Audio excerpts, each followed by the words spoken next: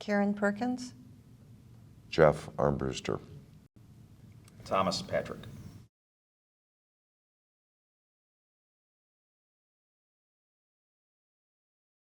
When I became the county administrator, Karen Perkins, my assistant, was always complaining is we don't have enough maintenance workers. And Can't Karen, find any maintenance workers. Nobody that would show up for work, nobody that would do the job. And Mr. Armbruster piped up rather quickly and says, hey, what about getting a hold of the ODRC and talking to them about their work program? I was very skeptical at the beginning, I will say that. However, the need was great, and we needed to try something different. And I was willing, I don't know why, to take on the task of trying to at least work the program.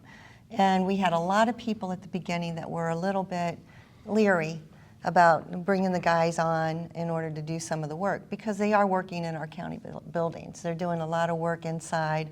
They do a lot of work outside. They also do cleaning in our county buildings. And it was just a matter of time they proved themselves, I guess, more than anything is the best way to put it. So all it took was just, a month of somebody coming out and doing the job and doing it well and with a great attitude, which you don't normally get with, your day-to-day service workers. The guys from Grafton do a wonderful job. They have a good attitude, and they try to be as low-key as possible so they don't draw attention to themselves. And we also try to make them one of our crew, so we don't single them out.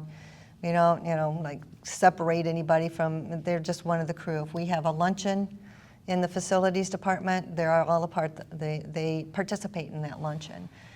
We do our holiday dinner That's right. every year.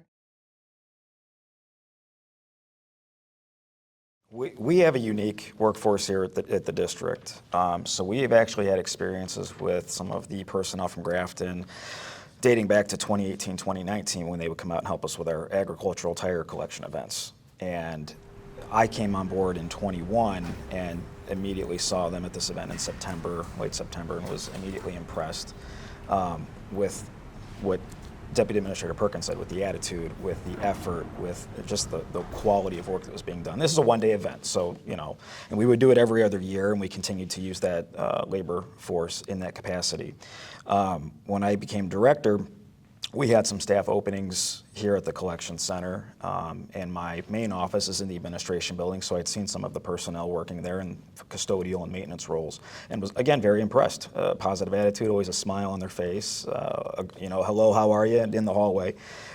So I reached out to the administration and to HR just to see if it was a possibility that we could utilize this through interviews and typical hiring for our staff at the collection center. So we've been going through, I think we're in our third or fourth month now, and have had nothing but great success.